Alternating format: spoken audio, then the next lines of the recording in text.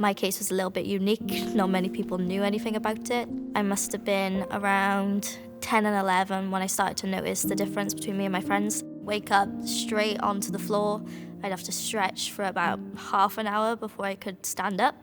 When I'd go upstairs, I'd practically crawl upstairs. Sorry.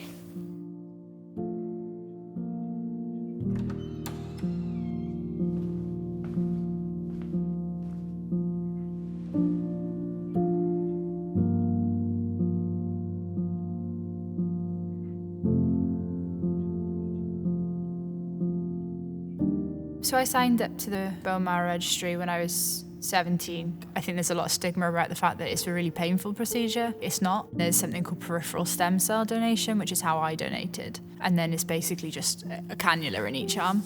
And that's the most common way that it's donated now. With different doctors, there came different solutions.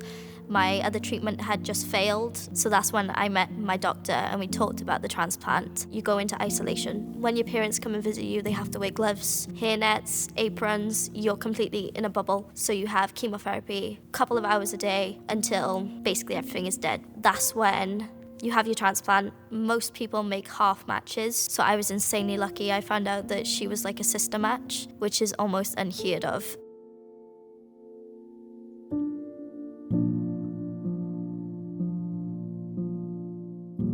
I was never expecting to hear anything again. I think it's quite uncommon to actually hear from your donor, let alone them be close enough to like meet up and see their full life like that. I don't think that happens very often.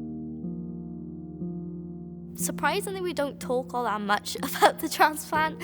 We meet up. She comes to all big family occasions now. She's just a part of the family now. That's the way it is.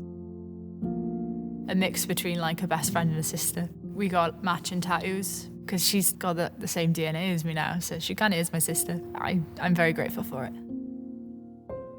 I wanted to be a dancer. I couldn't. I wanted to work with animals, and I couldn't.